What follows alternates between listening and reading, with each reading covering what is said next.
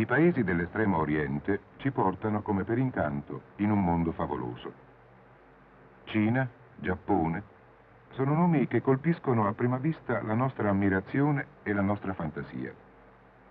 Volti diversi, antiche culture, popoli industriosi, paesaggi incantevoli ci danno dell'estremo oriente un fascino discreto e curioso.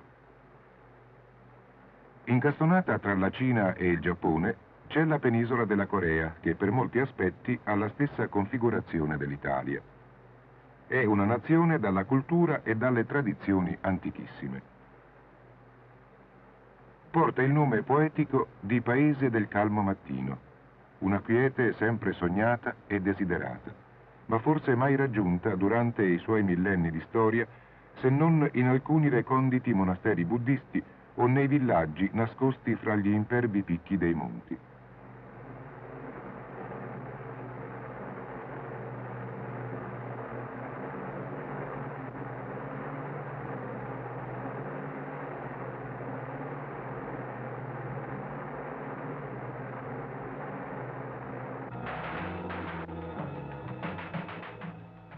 Agli occhi di tutto il mondo, dopo la Seconda Guerra Mondiale, per alcuni anni, sono state quotidiane queste immagini del 38° parallelo.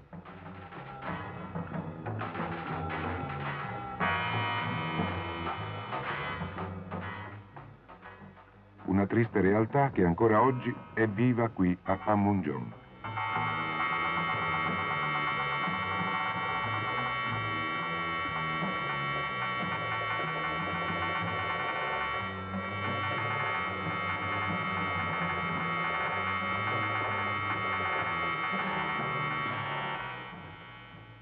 Dopo la sconfitta del Giappone alla fine dell'ultimo conflitto mondiale, la Corea fu dichiarata libera e il Comando Supremo delle Forze Alleate annunziò che il 38° parallelo avrebbe segnato la linea di demarcazione tra le zone di provvisoria occupazione dell'Unione Sovietica al nord e degli Stati Uniti al sud.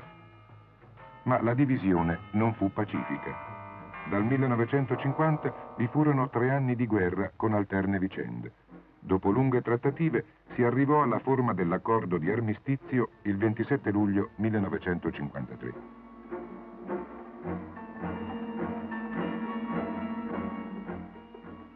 La guerra aveva causato gravi distruzioni, 2 milioni i morti, oltre 5 milioni i feriti.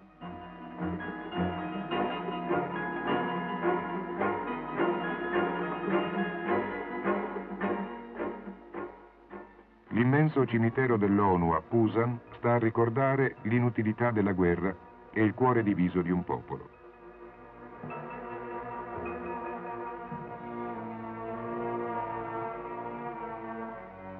Le 2 Coree, del nord e del sud, rimangono divise. Il confine tra i 2 stati è segnato dal limite armistiziale che corre con una linea irregolare per circa 250 km, intersecando il 38° parallelo. È una divisione artificiosa.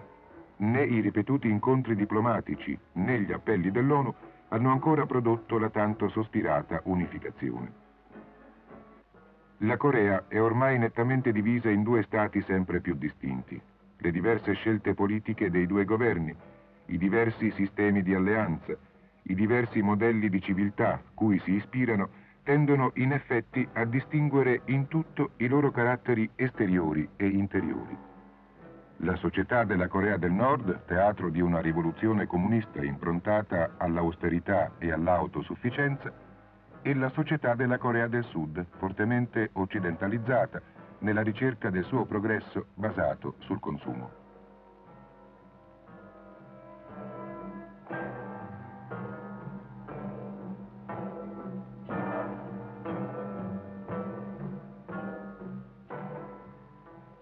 L'obiettivo della riunificazione appare ancora lontano. I problemi che maggiormente ostacolano la distensione sono la continua corsa agli armamenti della Corea del Nord, più del 20% del reddito nazionale va agli armamenti, dando alle forze armate un carattere sempre più offensivo. La presenza statunitense nella Corea del Sud, le sempre più difficili relazioni diplomatiche tra le 2 Coree e la violazione dei diritti umani.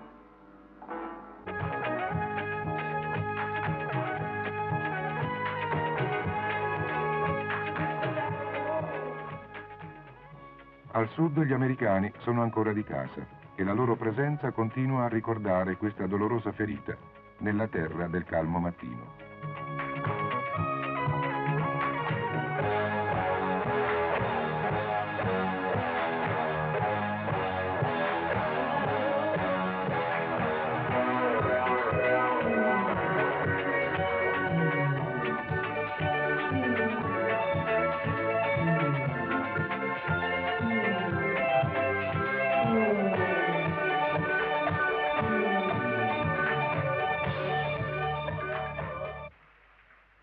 Seoul è la grande e popolosa capitale della Corea del Sud. Oltre 9 dei 36 milioni di abitanti vivono in questa che nel giro di alcuni decenni è divenuta una delle più grandi metropoli dell'Estremo Oriente.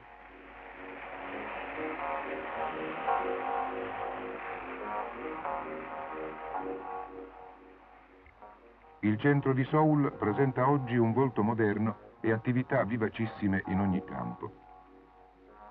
In perfetta armonia convivono antichi templi e moderni grattacieli, la tecnica più sofisticata e l'amore per le tradizioni.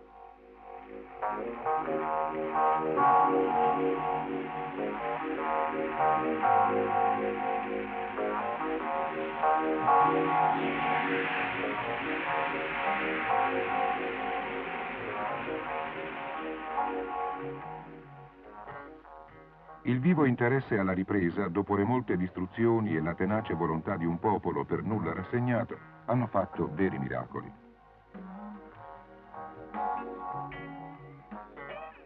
A sud vi è Pusan, grande città portuale, sviluppatasi durante l'occupazione nipponica per le sue importanti funzioni di collegamento nei traffici tra Giappone e Corea.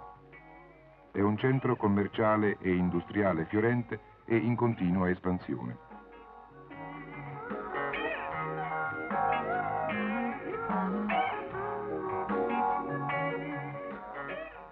Altra grande città è Daegu, centro amministrativo e agricolo, sede di antiche fiere e moderno centro tessile.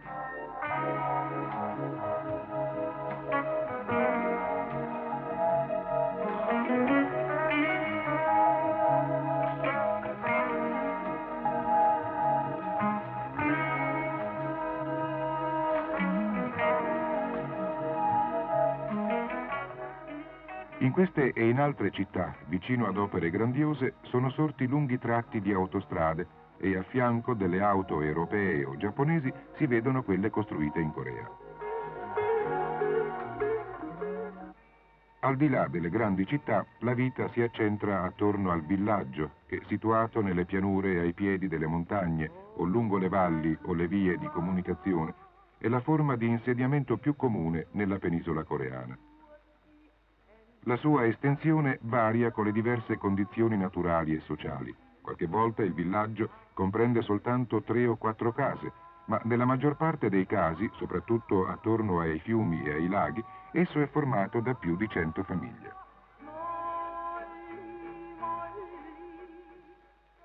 Immerse in mezzo ad una natura rigogliosa e lussureggiante, oppure in mezzo a immense distese di coltivazioni di riso, le abitazioni sono sempre costruzioni ad un piano. Le case tradizionali sono costruite con materiale facile a trovarsi sul posto, hanno fondamenta di pietra, muri di fango misto a pietra e a tegole frantumate, tetti di legno.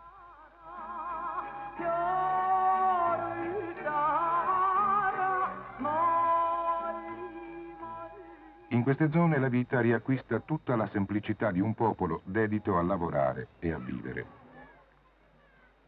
Al mercato di Pusan si scopre un altro volto della Corea. Sulle zone costiere la pesca rappresenta un'attività tradizionale di primaria importanza per l'economia del paese. Favorita dalla ricca ittioforma dei mari che la bagnano, la pesca è ricca e fiorente.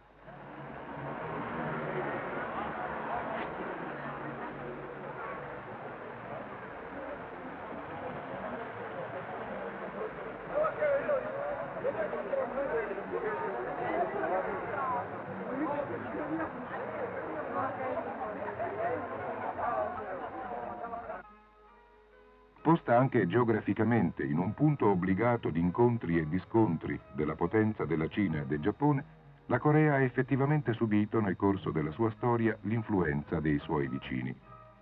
Anche l'esperienza religiosa del paese è stata nel corso dei secoli ampia e aperta ai più diversi culti, dalla più antica religione animista dello sciamanesimo al buddismo, al confucianesimo e al taoismo.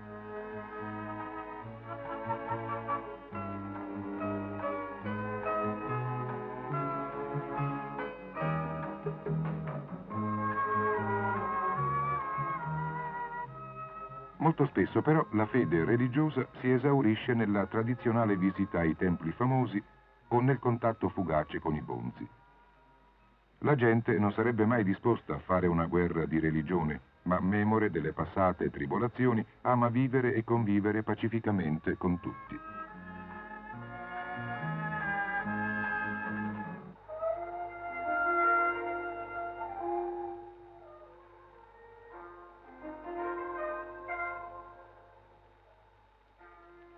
La fede la si vive spesso in occasione di feste che rivestono una grande importanza nella vita quotidiana.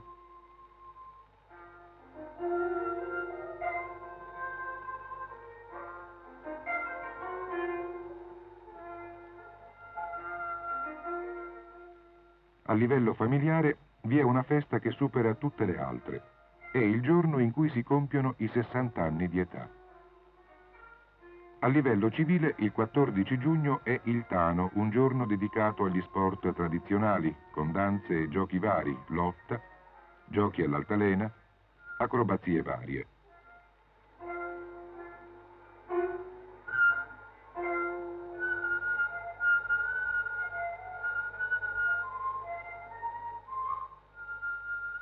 In settembre cade la festa della Luna, corrispondente al 15° giorno dell'8° mese del calendario lunare. È la festività più gioiosa dell'anno. Quando la luna piena si alza per la prima volta dopo il raccolto autunnale, i coreani si recano a visitare le tombe dei loro antenati, portando loro in offerta cibo e vino fatto con il riso appena mietuto.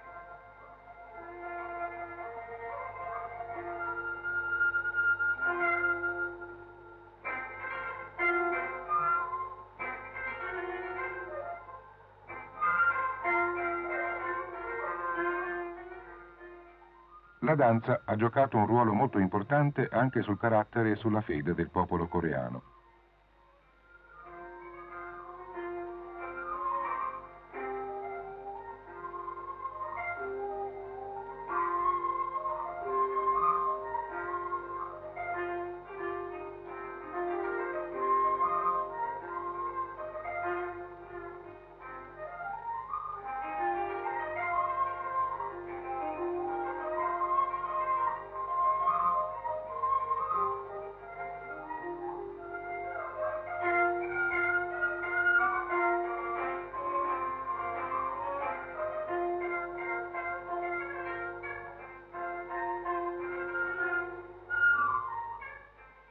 La religione cattolica in Corea non è nata per una impostazione dall'estero, ma per una germinazione interna.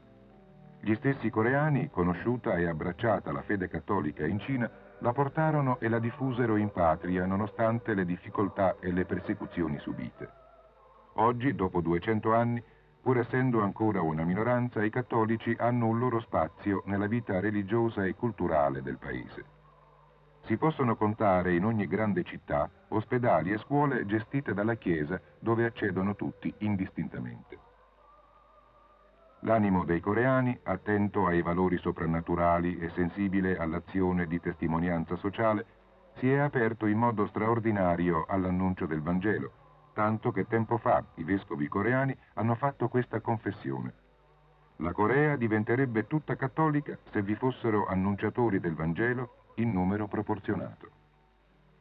I cattolici superano i 2 milioni. Vi sono 14 diocesi. I vescovi stranieri sono solo 2.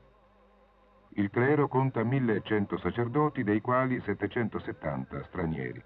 Ogni anno si hanno in media 40.000 battesimi di adulti. La Corea, fra tutte le nazioni dell'Asia, è la nazione dove il cristianesimo ha una percentuale di incremento maggiore. La Chiesa coreana è una Chiesa giovane in continua espansione.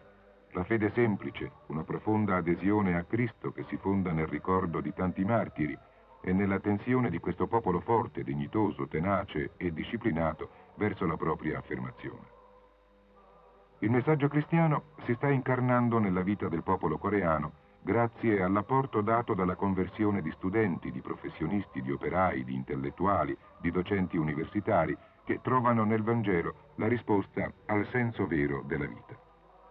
Recentemente i vescovi asiatici hanno affermato: l'Asia, con il 60% della popolazione della Terra, sarà alla fine del secolo il più popoloso, ma probabilmente anche il meno cristiano dei continenti in termini di cifre. Se a quell'epoca il cristianesimo non sarà il lievito della nuova Asia che si va profilando, rischierà di essere spazzato via nel corso dei drammatici eventi che potrebbero verificarsi nei successivi decenni. La Chiesa coreana sta vivendo la sua primavera e testimonia nel contesto asiatico una straordinaria vitalità con l'adesione al Vangelo e con una forte difesa dei diritti umani fondamentali.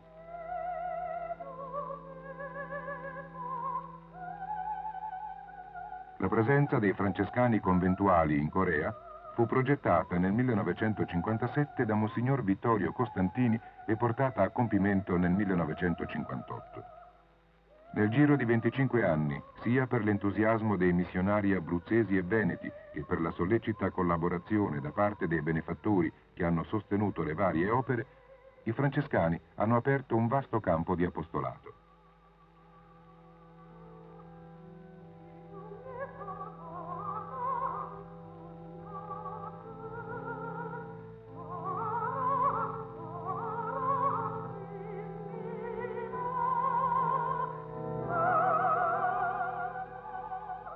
La loro azione si svolge su due fronti, quello evangelico, con l'annuncio del messaggio di Cristo a coloro che non lo conoscono, e con il rafforzamento nella fede di coloro che sono battezzati.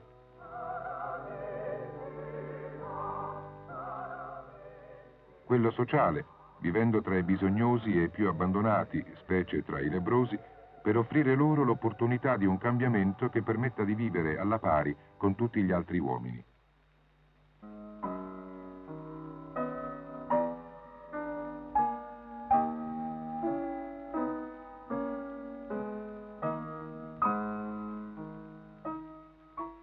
Il frate più conosciuto e stimato in Corea è padre Francesco Faldani.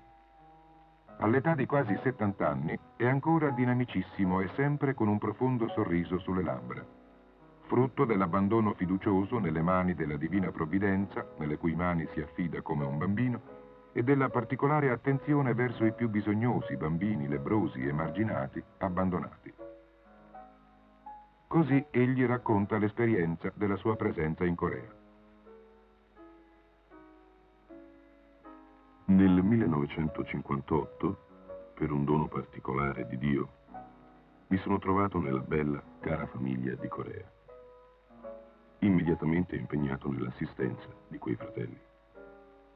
Dopo un paio d'anni, insieme ad altri confratelli, iniziammo un centro ai margini della città di Busan, vicino alla spiaggia dei rifiuti e al grande lebbrosario governativo. Alla prima santa messa celebrata in quel posto, potemmo a stento racimolare una ventina di cattolici, sparsi qua e là. E iniziammo subito la cura del loro lebbrosario con più di 1300 lebbrosi, di cui 800 gravi. A contatto con loro, m'accorsi subito che la prima, più urgente necessità riguardava i figli esposti continuamente al contagio, privi del necessario nutrimento, senza possibilità di riabilitazione, perché preclusa per loro la via alle scuole statali. Aprii perciò la casa San Francesco e mi trovai subito fratello maggiore tra 27 fratellini che divennero presto 50, poi 70, poi 90, e che a tutt'oggi, sotto la guida di un altro confratello, padre Mario Fabrizi, raggiungono il bel numero di 96. Inutile dirvi che i primi arrivati non sono più là. Dal 1964 ad oggi molte cose sono cambiate in meglio per molti di loro.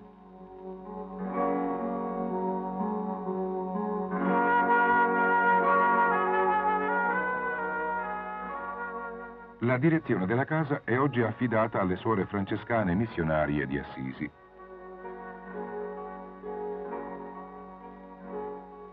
I francescani conventuali si prendono cura di 4 parrocchie: a Pusan, a Taegu, a Pupion, a Kijiang. Il centro è Pusan. Attorno alla casa parrocchiale gravitano 3 opere sociali: la casa San Francesco, l'orfanotrofio per figli di lebbrosi, l'asilo, con una presenza annuale di un centinaio di bambini, la nursery school.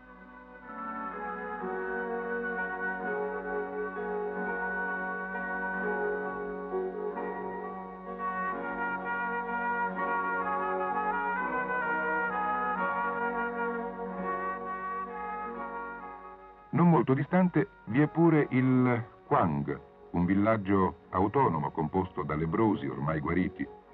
È un centro di 300 persone con piccole casette. Il bestiame proprio per ciascuna famiglia, dei campicelli da coltivare per il sostentamento.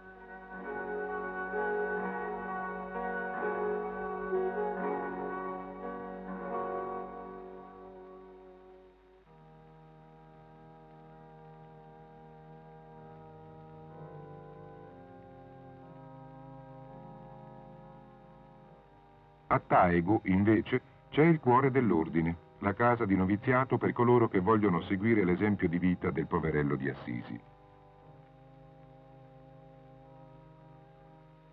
A Seoul c'è il seminario maggiore. La Corea sta vivendo un momento molto felice per la scoperta vocazionale da parte di molti giovani. La fede cristiana, vissuta in profondità, si esprime in gesti di consacrazione totale al Signore.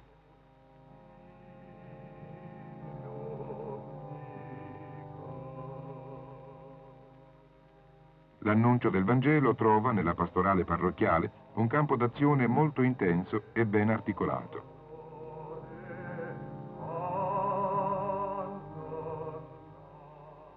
In ogni parrocchia si è creato un vero clima di famiglia. Esiste il consiglio pastorale con 4 settori di attività: liturgico, catechetico, caritativo e amministrativo.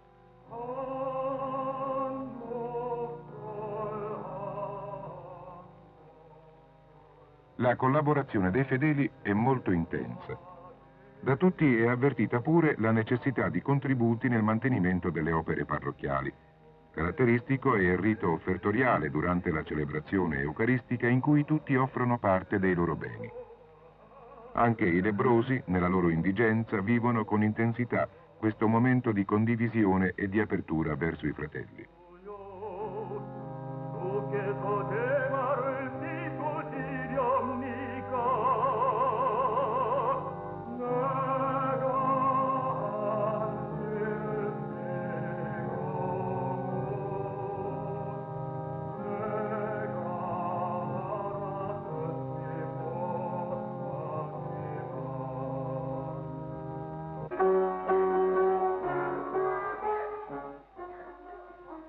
Molto sviluppato in Corea è l'associazionismo. Si può dire che tutti i cattolici coreani fanno parte di una delle associazioni esistenti in parrocchia.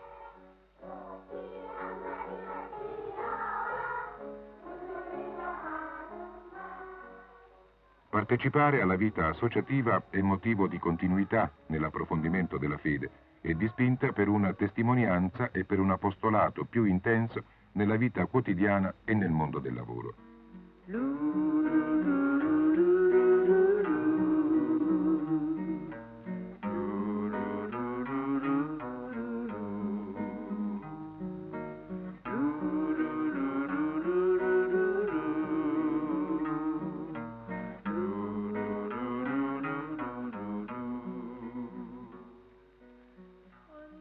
Le iniziative sociali e la testimonianza evangelica hanno permesso ai francescani conventuali di creare opere notevoli che fanno veramente ben sperare per il prossimo futuro. L'entusiasmo e la gioia che i frati spargono attorno a loro è indice che il Signore accompagna le loro fatiche apostoliche e che copiosi frutti già incominciano a prospettarsi all'orizzonte. Oggi, nello slancio verso uno sviluppo industriale senza precedenti, la Corea del Sud cammina su un doppio binario, quello della tecnologia occidentale che tenta di annullare le tradizioni e quello dell'antica cultura popolare che spesso è in contrasto con la mentalità occidentale. I cattolici sono impegnati nella ricerca di un giusto equilibrio tra questi due fattori, il progresso economico e il mantenimento della propria identità nazionale. In una lettera pastorale ai loro fedeli i vescovi hanno detto: «Noi siamo i discendenti dei martiri. Il coraggio e lo zelo dei nostri padri nella fede sono di stimolo per noi cristiani di oggi». Il messaggio di amore e di fratellanza di San Francesco d'Assisi sarà capace di cancellare le ferite della guerra e di sanare il cuore diviso di un popolo ansioso di vivere e maturare nella pace.